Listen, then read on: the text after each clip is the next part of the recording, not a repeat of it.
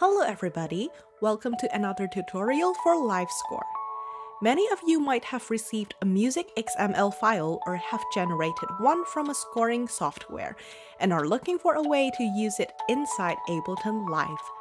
Ableton Live currently does not support importing musicxml, but you can do it with LiveScore. Let's say we have a score created in MaxScore 4. We can integrate the scoring experience and edit it further inside Ableton Live. From the File menu, click on Export and choose the musicxml format. For our demonstration, let's export a file in each of the file types.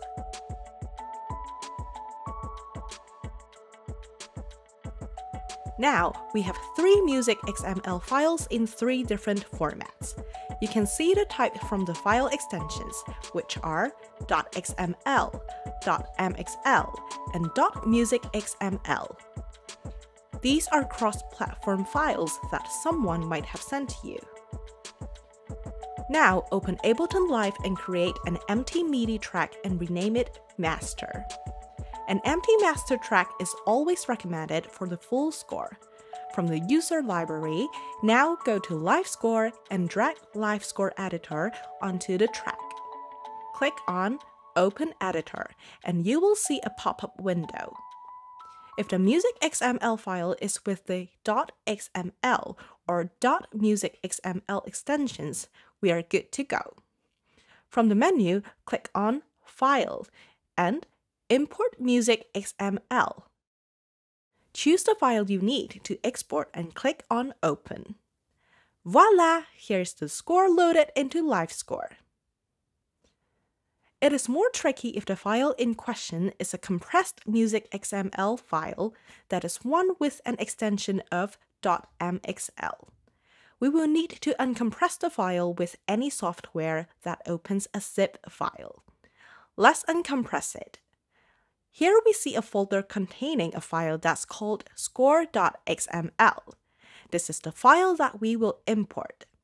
With the same procedure, we can now import it into LiveScore.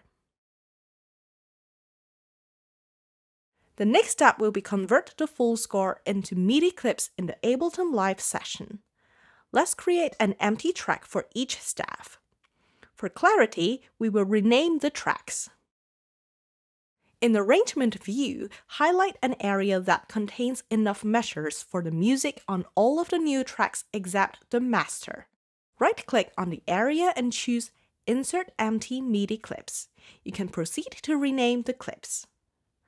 Let's go back to the master track and open LiveScore Editor from the device chain. In the pop-up window, press Shift-2 to go to the Staff Manager view. Scroll to the right and click on the Live Clips title to update the list of existing MIDI clips. For each staff, choose the corresponding clip from the menu. Make sure that in the Transcribe column, all of the squares are turned blue, which means that they are included in the global transcription.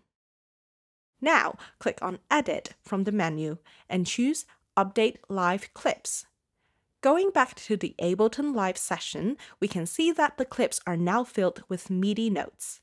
We can then proceed with music production inside Ableton Live. That's all for this tutorial.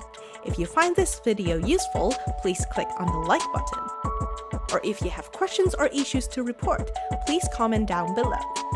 See you again in our other tutorials.